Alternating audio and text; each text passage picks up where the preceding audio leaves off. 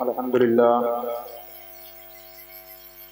لله رب العالمين والعاقبة للمتقين والصلاة والسلام على ما كان نبيا وآدم بين الماء والطين أما بعد فأعوذ بالله من الشيطان الرجيم بسم الله الرحمن الرحيم يا أيها الذين آمنوا اتقوا الله وكونوا مع الصادقين صدق الله العظيم وبلغنا رسوله النبي الأمين المتين المعين الكريم ونحن على ذلك لمن الشاهدين والشاكرين والحمد لله رب العالمين. غوث اعظم بمنی بے سر و سامہ مدد قبلہ دی مدد کعبہ ایمہ مدد.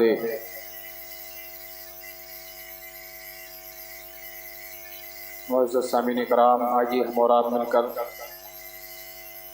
سب سے پہلے آقا نامدار مدینے کے تاجدار، دونوں عالم کے غم گسار محبوب پروردگار، لمبے لمبے ہاتھوں سے بھیک دینے والے آقا و داتا، بے کسوں کے کس بے بسوں کے بس، شفیع روز شمار جناب احمد مجتبیٰ محمد مصطفیٰ صلی اللہ تعالی علیہ وسلم کی بارگاہ دربار میں اپنی غلامی کا ثبوت پیش کرتے ہوئے ایک مرتبہ درود پاک کا نذرانہ عقیدت و محبت کے ساتھ پیش کیجیے. پڑھیے باوجہ بلند: اللہم صلی علی سیدنا و شفیعنا و حبیبنا و قریبنا و نبینا و مولانا محمد مبارک وسلم.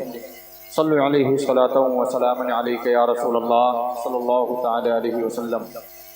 ایک مرتبہ اور نبی اور آل نبی پر درود پاک کا نذرانہ پیش کیجیے. صلی اللہ علیہ نبی الامی وآلہ وبارک وسلم. صلی علیہ صلاۃ و سلام علیک یا رسول اللہ صلی اللہ تعالی علیہ وسلم. بہت ہی خوش نصیب ہیں ہم اور آپ کہ آج ہم اور آپ بزم غوث الورا میں شریک ہوئے ہیں. محترم حضرات، یہ ہمارے اور آپ کے خوش نصیبی کی بات ہوتی ہے کہ ہم اور آپ ایسی محفلوں میں شامل ہو جایا کرتے ہیں. اگر یقیناً دیکھا جائے، اس بات کی گہرائی تک پہنچا جائے کہ ایسی محفلوں کے اندر کون لوگ آتے ہیں اور کون نہیں آتے ہیں، تو اگر اس کو ہمیں اور آپ کو جاننا ہے تو آپ ذرا سوچئے محفل کس کی ہے؟ حضور غوث اعظم رضی اللہ تعالی عنہ کی.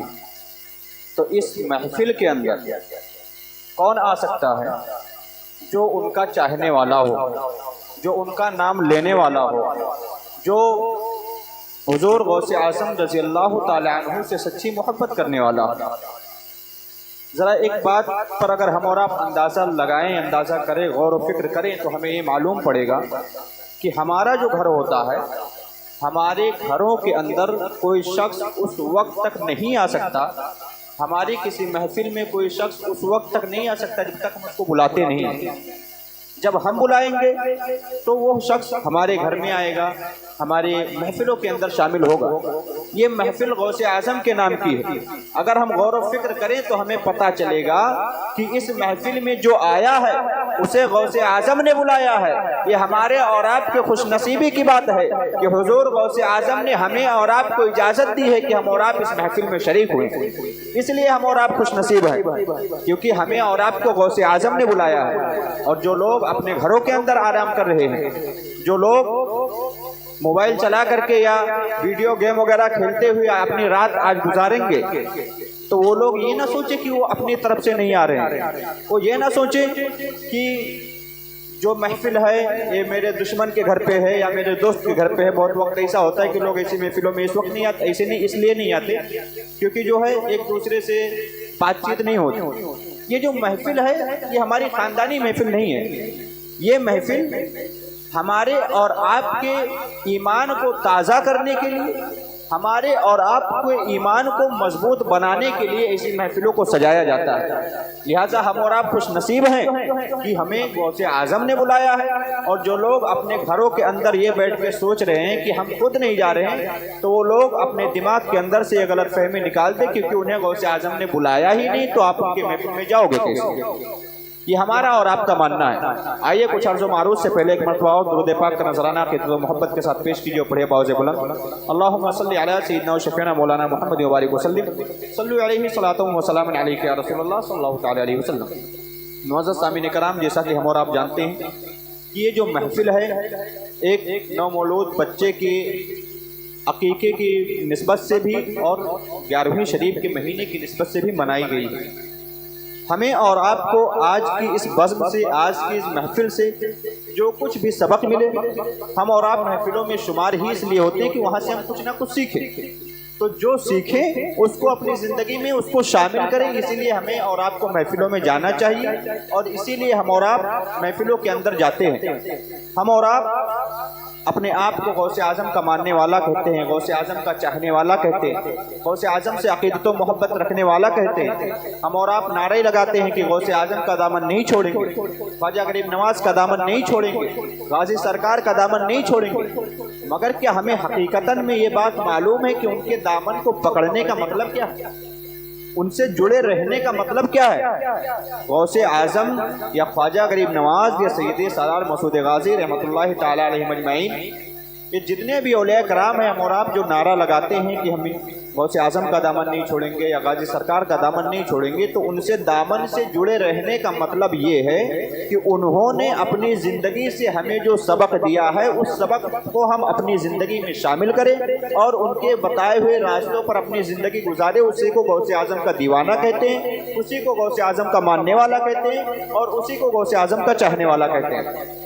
بہرحال اباؤ میں آپ کو بتاتا چلوں کہ آج کی اس تھوڑی بہت محفل کے بھی نسبت سے اور غوث اعظم کے خاندان کی بھی نسبت سے کچھ ایسے واقعات ہمارے نظر میں ہیں کہ جن کو سن کر کے ہمارا اور آپ کا ایمان بھی تازہ ہو جائے گا اور یہ بھی پتہ چل جائے گا کہ زندگی کیسے گزارتے ہیں۔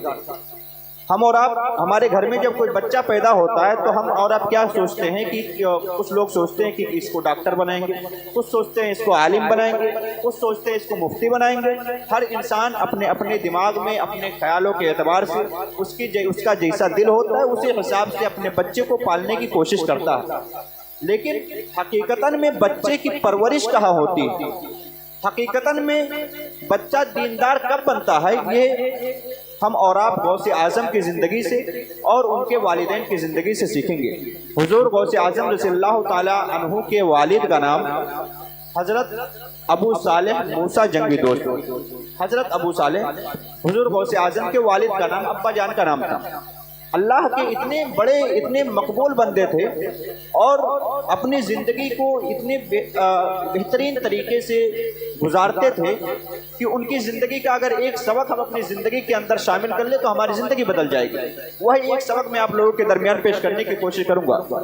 حضرت ابو صالح رضی اللہ تعالیٰ عنہ ایک مرتبہ ایک دریا کے کنارے سے جا رہے تھے تو دریا کے اندر ایک سیب بہتا ہوا آ رہا تھا۔ آپ نے وہ سیب اٹھایا اور اٹھا کر کے کھا لیا۔ جب آپ نے سیب کو کھا لیا، کھانے کے بعد میں آپ کو احساس ہوا کہ یہ سیب جو میں نے کھایا ہے، میں نے جو سیب جس جگہ سے آیا ہے، جو اس کا مالک ہے، میں نے اس سے اجازت نہیں لی ہے، میں نے اس کے بلا اجازت کے سیب کھا لیا ہے۔ اگر کل میدان محشر میں خدا مجھ سے سوال کرے گا، خدا مجھ سے پوچھے گا کہ اے ابو صالح، تو نے جو ایک سیب کھایا تھا وہ کس کی اجازت سے کھایا تھا؟ تو میں اللہ تبارک و تعالیٰ کو میدان محشر میں کیا منہ دکھاؤں گا؟ اللہ تبارک و تعالیٰ کو میں کیا جواب دوں گا؟ اس لیے آپ نے یہ فیصلہ کیا کہ جو اس سیب کا مالک ہے اس سے چل کر کے معافی طلب کی جائے، اس سے معافی مانگ لی جائے، بات ختم ہو جائے گی۔ اب حضرت ابو صالح رضی اللہ تعالی عنہ اس بات کی تلاش میں چل دیتے ہیں۔ اچھا، اب یہاں پر ہمیں اور آپ کو یہ بات غور و فکر کرنے کی ہے کہ ہم اور آپ اپنی زندگی گزارتے ہیں، اپنی زندگی کے اندر ہمیں حرام و حلال کی تمیز نہیں ہے۔ ہم اور آپ جو نہیں جانتے ہیں وہ حرام کاریاں تو کرتے ہی ہیں، وہ حرام چیزیں تو کھاتے ہی ہیں، بلکہ بہت سے ایسے لوگ ہمارے اور آپ کے درمیان موجود ہیں جو جان بوجھ کر بھی حرام چیزیں کھاتے ہوئے نظر آتے ہیں۔ مثلا اگر آپ کہیں بازاروں میں چلے جاؤ تو کچھ ایسے لوگوں کو آپ جانتے ہوں گے کہ وہ جو ہے ہوٹلوں کے اندر جاتے ہیں، وہ جو ہے کھانے پینے والی جگہوں کے اندر جاتے ہیں، وہاں پر کھانا کھاتے ہیں اور اگر وہاں پر بھیڑ بھاڑ دیکھتے ہیں تو بنا پیسے دیے ہی واپس آ جاتے ہیں۔ اے سنی مسلمانوں، حضور غوث اعظم کے والد کی زندگی سے کچھ سبق سیکھو۔ انہوں نے جان بوجھ کر کے انہوں نے جو ہے وہ سیب کھایا، چوری کر کے نہیں کھایا تھا، یا کھانے لینے کے بعد میں اس کے پیسے دینے کا کوئی مسئلہ نہ تھا، بلکہ ندی میں بہتا ہوا ایک سیب آ رہا تھا۔ حضور غوث اعظم کے والد نے اس سیب کو کھا لیا۔ آپ کے دل میں خیال آ گیا، میں اللہ کو جا کر کے کیا منہ دکھاؤں گا؟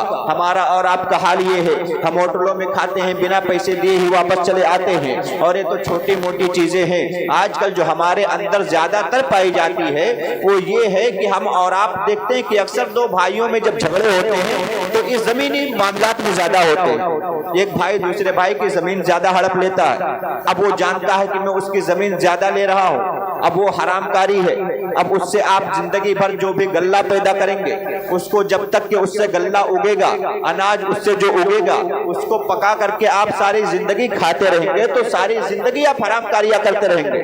اور حرام کام وہ کام ہے، حرام کا نوالا کھانا، کہ جس شخص کے پیٹ کے اندر ایک لقمہ حرام کا چلا جائے تو 40 دن اسے نماز میں لذت نہیں ملتی۔ اور ہم اور آپ جو ہے بنا اس چیز کی فکر کیے ہوئے کہ کون سا لقمہ حلال کا ہے کون سا لقمہ حرام کا ہے، کھاتے پیتے رہتے ہیں، اور اس کے بعد جب نماز پڑھتے ہیں، علماء بیان کرتے ہیں کہ نماز جو ہے برائی اور بے حیائی سے بچاتی ہے۔ علماء بیان کرتے ہیں کہ پہلے کے جو ہمارے اسلاف کے بزرگان دین تھے، جو صحابہ کرام تھے، جو تابعین کرام تھے، تبع تابعین کرام تھے، وہ جب نماز پڑھتے تھے تو ان کو نماز میں لذت ملتی تھی۔ ہمیں اور آپ کو لذت کیوں نہیں محسوس ہو رہی ہے؟ اسی لیے نہیں محسوس ہو رہی ہے کیونکہ ہمارے جسم کے اندر حرام کا نوالا ختم ہی نہیں ہو رہا ہے، تو ہمیں نماز میں لذت کہاں سے ملے گی؟ تو میں عرض کر رہا تھا کہ حضرت ابو صالح جب سیب کو کھا لیتے ہیں، کھانے کے بعد میں اس سیب کے مالک کی تلاش میں نکل پڑتے ہیں۔ آپ ندی کے کنارے چلتے ہیں کہ کوئی نہ کوئی ایسا درخت ہوگا یا کہیں ایسا باغیچہ ہوگا سیب کا جو ندی کے کنارے پہ ہوگا، تبھی تو اس سے سیب گر کر کے ادھر آیا ہے۔ آپ ندی کے کنارے چلتے رہتے ہیں، چلتے چلتے آپ کو تھوڑی دور پر کچھ دور چلنے کے بعد میں ایک سیب کا باغیچہ نظر آتا ہے، بہت بڑا سیب کا باغیچہ لدا ہوا ہے، بہت بڑا سیب کا باغیچہ وہاں پر موجود ہے۔ آپ وہاں پر جاتے ہیں اور وہاں پہ تفتیش کرتے ہیں، جانکاری کرتے ہیں، آپ کو معلوم پڑتا ہے، آپ کو احساس ہوتا ہے کہ یہ جو سیب ہے شاید اسی باغیچے سے گیا ہوگا۔ آپ سوچتے ہیں کہ جا کر اس باغیچے کے مالک سے معافی مانگ لیتا ہوں تو اس سیب کا حق ادا ہو جائے گا، وہ سیب میرا بلا اجازت کے نہ رہ جائے گا۔ آپ جاتے ہیں، تفتیش کرنے کے بعد میں آپ جب اس باغ کے مالک کا پتہ لگاتے ہیں تو سبحان اللہ، باغ کا مالک کوئی ایسا ویسا نہیں ملتا، باغ کا مالک کوئی ایسا ویسا نہیں ملتا۔ باغ کا مالک وہ جن کو دنیا حضرت ابو صالح کے نام سے جانتی ہے، حضرت عبداللہ صومعی رضی اللہ تعالی عنہ کے نام سے جانتی ہے، جو کہ اپنے وقت کے بہت بڑے ولی کامل تھے۔ حضرت ابو صالح کے باغ میں آپ پہنچتے ہیں، حضرت ابو صالح سے فرماتے ہیں، ان کے پاس جاتے ہیں اور ان سے عرض گزار ہوتے ہیں۔ دعا سلام کے بعد آپ فرماتے ہیں کہ حضور، آپ کے باغ کا ایک سیب جو ہے میں نے بلا اجازت کے کھا لیا ہے، میں اس کی معافی کے لیے آپ کے پاس آیا ہوں، آپ مجھے معاف کر دیجئے۔ اب حضرت ابو صالح بھی اللہ کے ولی ہیں، حضرت عبداللہ صومعی بھی اللہ کے ولی ہیں۔ جب ولی کی نظر ولی سے ٹکراتی ہے، دل کی دنیا بدل جاتی ہے، ایک دوسرے کو پہچان جاتے ہیں۔ حضرت عبداللہ صومعی نے فرمایا کہ خدا کا نیک بندہ لگتا ہے۔ انہوں نے سوچا کہ خدا کا نیک بندہ لگتا ہے، کیوں نہ اس کا امتحان لیا جائے۔ اب ذرا سوچئے ایک سیب کی قیمت کیا ہوگی؟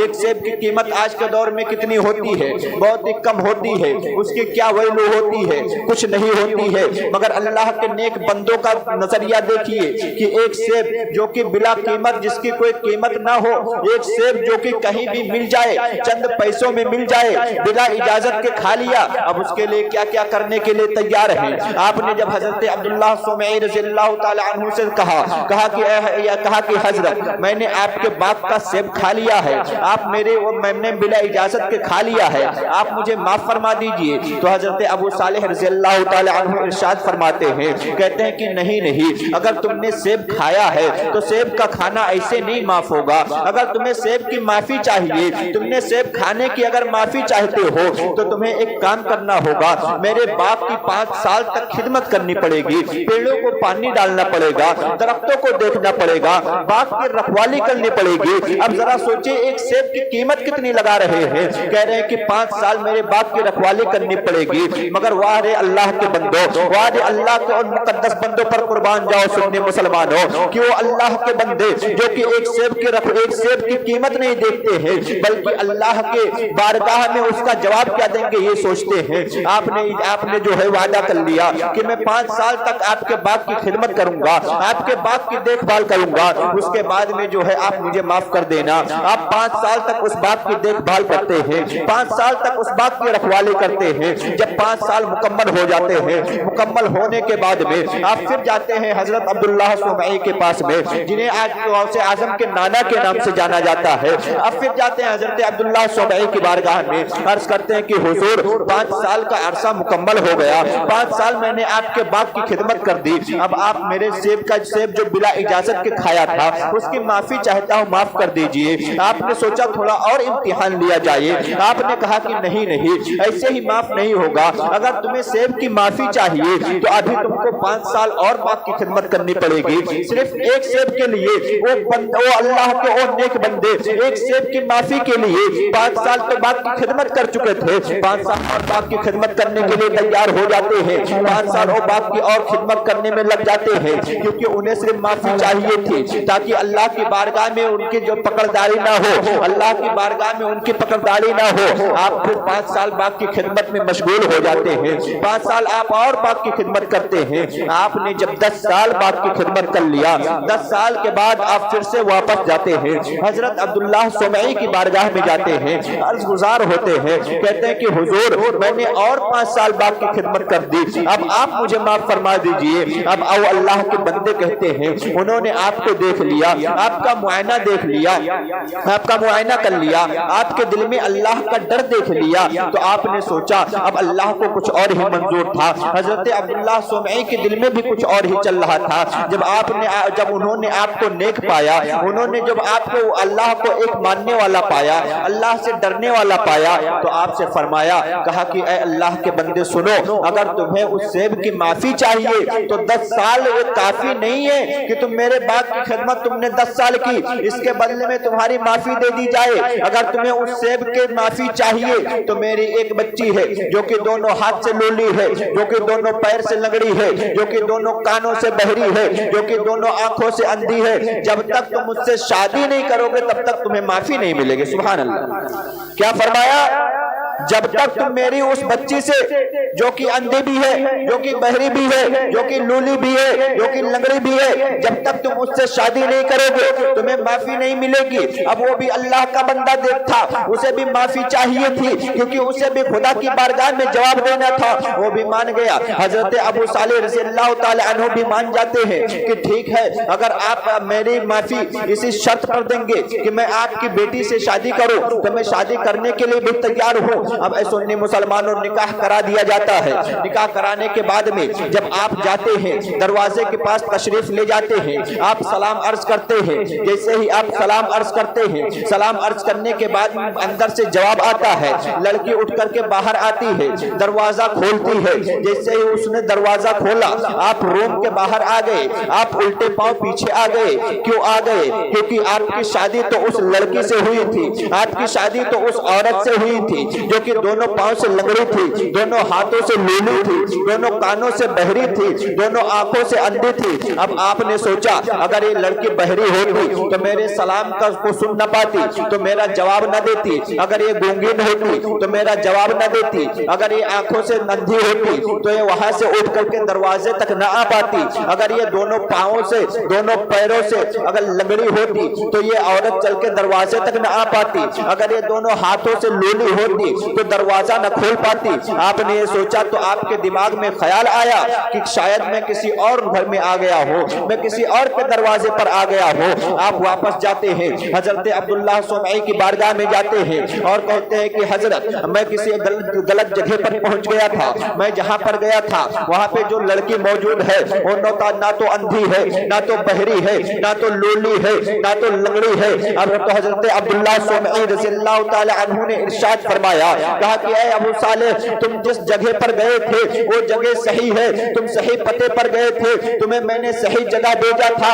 تو حضرت ابو صالح نے عرض کیا, کہا کہ حضور اگر وہ جگہ صحیح تھا تو آپ نے جس لڑکی کے بارے میں بتایا تھا وہ لڑکی وہاں پر موجود نہیں ہے. تو حضرت عبداللہ سمعی فرماتے ہیں نہیں نہیں وہ وہی لڑکی ہے. تو حضرت ابو صالح نے فرمایا کہ حضرت ابو صالح نے فرمایا, کہا کہ حضور آپ نے تو کہا تھا کہ آپ کی لڑکی اندھی ہے, آپ کی لڑکی بہری ہے, آپ کی لڑکی لولی ہے, آپ کی لڑکی لگڑی ہے, مگر ایسی اس کے اندر کوئی خامی نظر نہیں آتی. تو حضرت عبداللہ سمعی کا جواب سنو, انہوں نے کہا کہ اے اللہ کے نیک بندے تم جس جگہ پر گئے تھے اس جگہ میری بیٹی ہی تھی, اور میں نے اسے لنگڑی اس لیے کہا تھا کیونکہ آج تک میری بیٹی نے شریعت کے خلاف اپنے قدم کو نہ بڑھایا ہے, آج تک میری بیٹی نے اپنے شریعت کے خلاف کوئی کام نہیں کیا ہے, اس لیے میں نے اسے لنگڑی کہا تھا. آج تک میری بیٹی نے شریعت کے خلاف کسی بات کو نہ سنا ہے, اس لیے میں نے اسے بہری کہا تھا. آج تک میری بیٹی نے شریعت کے خلاف کوئی چیز نہیں دیکھی ہے, اس لیے میں نے اسے اندھی کہا تھا. اے سنی مسلمانوں اب ذرا غور کرو, وہ حضرت عبداللہ سمعی رضی اللہ تعالی عنہ جو ایک سیب کی معافی کے لیے 10 سال بعد کی خدمت کرتے ہیں, ایک اندھی لڑکی سے شادی کرتے ہیں, لولی لنگڑی لڑکی جو کہ پہلے بتایا جاتا ہے اس سے شادی کرتے ہیں, اور ایک وہ غوث اعظم کی والدہ محترمہ جن کا نام ام الخیر فاطمہ ہے, ان کا عالم یہ ہے کہ انہوں نے اپنی ساری زندگی شریعت کے خلاف کوئی کام نہ کیا, شریعت کے خلاف کوئی قدم کو نہ بڑھایا, شریعت کے خلاف کسی بات کو نہ سنا. تو اے سنی مسلمانوں میں کہنا یہ چاہتا ہوں کہ ہم اور آپ اپنے آپ کو نبی کا غوث اعظم کا چاہنے والا مانتے ہیں, غوث اعظم کا ماننے والا مانتے ہیں. ہم اور آپ اپنے بچوں کو عالم دین بنانا چاہتے ہیں, ہم اور آپ اپنے بچوں کو حافظ قرآن بنانا چاہتے ہیں. اس واقعے سے پتہ یہ چلا کہ جب حضرت ابو صالح جیسا باپ ہو, ام الخیر فاطمہ جیسی ماں ہو, تو بیٹا غوث اعظم پیدا ہوتا ہے. لیکن اگر انہی کے نقش قدم پر چلنے والے ان کے والدین ہو تو بیٹا غوث اعظم تو نہیں پیدا ہو سکتا, لیکن غوث اعظم کا غلام ضرور پیدا ہو سکتا ہے, غوث اعظم کا ماننے والا ضرور پیدا ہو سکتا ہے, غوث اعظم کا چاہنے والا ضرور پیدا ہو سکتا ہے. اے سنی مسلمانوں, ان کی زندگی سے ہمیں سبق لینا چاہیے کہ انہوں نے ایک سیب جو کہ بلا اجازت کے کھا لیا, اس کے لیے 10 سال باپ کی رکھوالی کرتے رہے, اس کے لیے 10 سال انہوں نے ایک باپ کی رکھوالی کی. اور ہم اور آپ آج کا دور ایسا چل رہا ہے کہ ایک دوسرے کا حق مارتے ہوئے نظر آتے ہیں, ایک دوسرے کا حصہ کھاتے ہوئے نظر آتے ہیں. تو ہماری زندگی میں جب ہمارے بچے پیدا ہوں گے, جب ہمارے بچے ہوں گے تو وہ ان کی زندگی کیسی ہوگی اس کا ہم اور آپ اندازہ لگا سکتے ہیں. اب آؤ میں آپ کو 5 منٹ میں رخصتی چاہوں گا, میں آپ کو بتاتا چلوں کہ حضور غوث اعظم رضی اللہ تعالی عنہ کی شان کیا ہے.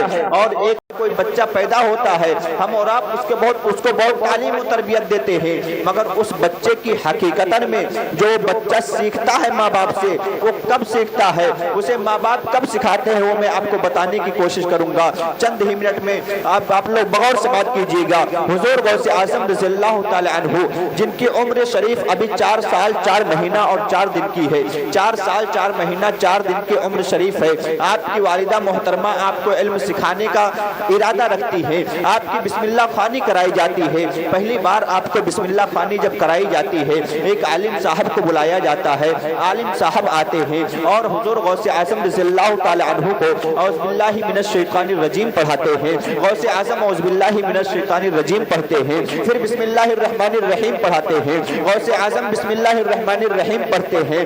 اب ہم اور آپ ہوتے وہیں پر رک جاتے, آج کا کوئی بھی بچہ ہوتا وہیں پر رک جاتا, آج کل کا کوئی بھی بچہ ہوتا, کتنا بھی علم والا بچہ ہو, اعوذ باللہ بسم اللہ جب پہلی بار وہ پڑھتا ہے اس کے آگے اسے کچھ پتہ نہ ہوتا ہے. اگر اے سنی مسلمانوں, قربان جاؤ غوث اعظم کی شان پر, قربان جاؤ غوث اعظم کے مرتبے پر, قربان جاؤ غوث اعظم کی عظمت پر. غوث اعظم کو جب ان کے استاد نے اعوذ باللہ پڑھایا, آپ نے اعوذ باللہ پڑھا, جب بسم اللہ پڑھایا تب بسم اللہ پڑھا, اور اس کے بعد میں آپ کے استاد چپ رہے, ہم اور ہوتے تو ہم بھی چپ رہتے, مگر غوث غوث اعظم کی شان یہ ہے کہ بسم اللہ پڑھنے کے بعد میں آپ قرآن عظیم کی تلاوت کرتے گئے، سورہ فاتحہ پڑھا، سورہ بقرہ پڑھا، سورہ عمران پڑھا، سورہ اعراف پڑھا، اور اسی طریقے سے پڑھتے ہوئے چلے گئے۔ اسی طریقے سے پڑھتے پڑھتے حضور غوث اعظم رضی اللہ تعالی عنہ نے قرآن کے 18 سپارے 4 سال 4 ماہ 4 دن کی عمر میں اپنے استاد کے سامنے سنائے۔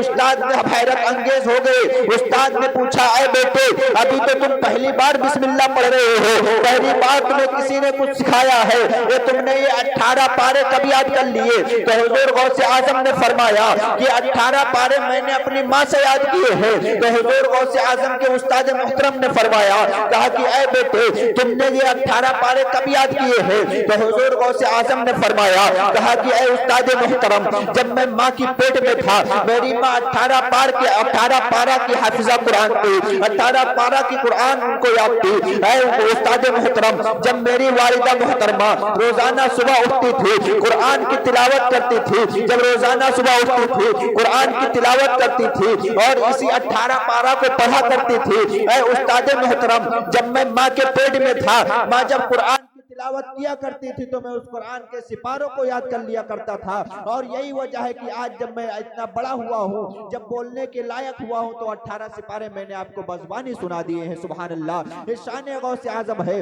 اعلیٰ حضرت فرماتے ہیں، واہ کیا مرتبہ اے غوث ہے بالا تیرا، اونچے اونچوں کے سروں سے قدم اعلیٰ تیرا، اولیاء ملتے ہیں آنکھیں وہ ہے تلوا تیرا، اولیاء ملتے ہیں آنکھیں وہ ہے تلوا تیرا۔ اے سنی مسلمانوں، اس سے پتہ یہ چلتا ہے کہ حضور غوث اعظم رضی اللہ تعالی عنہ نے اپنی ماں کے پیٹ سے جو قرآن کی تعلیم حاصل کی، وہی وہ انہوں نے دنیا میں آ کر کے اپنے استاد محترم کو سنا دیا۔ تو اس سے معلوم یہ پڑا کہ جب بچہ ماں کے پیٹ میں رہتا ہے، جب بچہ ماں کے پیٹ کے اندر رہتا ہے، تو ماں اس وقت کیا کر رہی ہے وہ بچہ جانتا ہے، ماں اس وقت کیا کر رہی ہے وہ بچہ دیکھتا ہے، ماں اس وقت کیا بول رہی ہے وہ بچہ سنتا ہے۔ تو اگر ہماری مائیں ہماری بہنیں قرآن کی تلاوت کریں گی، اگر وہ حاملہ رہیں گی، اگر وہ امید سے رہیں گی اور قرآن کی تلاوت کریں گی تو بچہ قرآن کی تلاوت جانے گا، اگر وہ نماز پڑھیں گی تو بچہ نماز کا طریقہ جانے گا، اگر وہی اللہ کا اور اس کے رسول کا ذکر کریں گی تو بچہ آگے چل کر کے دیندار ہوگا۔ اور لیکن آج کا ماحول ایسا ہے کہ اگر کوئی ایسا معاملہ آتا ہے تو ہماری مائیں اور بہنوں کا طریقہ یہ ہے کہ جب وہ امید سے ہوتی ہے تو قرآن کی تلاوت تو دور کی بات، نماز تو دور کی بات، اللہ اس کے رسول کا ذکر تو دور کی بات، پورا دن موبائل کے اندر ہی لگی رہتی ہے۔ یہ ان کے اندر کی ایک کمیاں ہے، اور اسی لیے آپ نے دیکھا ہوگا کہ بچہ جب 2 یا 3 سال کا ہوتا ہے، جب بچہ 2 یا 3 سال کا ہوتا ہے، جب بچہ رونے لگتا ہے تو قرآن کی تلاوت سے چپ نہیں ہوتا، جب بچہ رونے لگتا ہے تو نعت مصطفیٰ سے چپ نہیں ہوتا، بلکہ ہمارا اور آپ کا بچہ جب رونے لگتا ہے اسے ہم اور آپ موبائل پکڑا دیتے ہیں، ہمارا بچہ چپ ہو جایا کرتا ہے۔ لہٰذا کہنے کا مطلب یہ ہے اپنے بچوں کو اگر دیندار بنانا ہے، اپنے بچوں کو اگر نمازی بنانا ہے، اپنے بچوں کو شریعت مصطفیٰ کا پابند بنانا ہے، تو پہلے ان کی ماؤں پر یہ فرض ہے کہ جب وہ ان کے پیٹ میں ہو تو جو بچوں کو بنانا ہے قرآن کی تلاوت کرے، نماز کی پابند رہے اور اللہ اس کے رسول کا ذکر کرے، تو یقیناً بچہ جب بڑا ہوگا تو عاشق رسول بن کر کے پیدا ہوگا۔ اور اگر یوں ہی دنیا کے خرافات میں لگے رہیں گے، یوں ہی دنیا کی خرافات چیزوں میں لگے رہیں گے، تو آپ ذرا سوچئے ہمارا بچہ جب دنیا میں آئے گا، لوگوں کے درمیان رہے گا، تو ہمارے اور آپ کے بیچ میں کس طریقے سے رہے گا وہ ہم اور آپ بخوبی جانتے ہیں۔ اللہ تعالیٰ کی بارگاہ میں دعا ہے کہ مجھ سے بولنے میں جو کچھ غلطیاں ہوئی ہو اللہ تعالیٰ اسے معاف فرمائے، اور سب سے پہلے مجھے، اس کے بعد آپ تمام حضرات کو اس پر عمل پیرا ہونے کی توفیق و رفیق عطا فرمائے۔ توبہ استغفار، استغفر اللہ ربی من کل ذنب و اتوب الیہ۔ السلام علیکم ورحمۃ اللہ تعالیٰ وبرکاتہ۔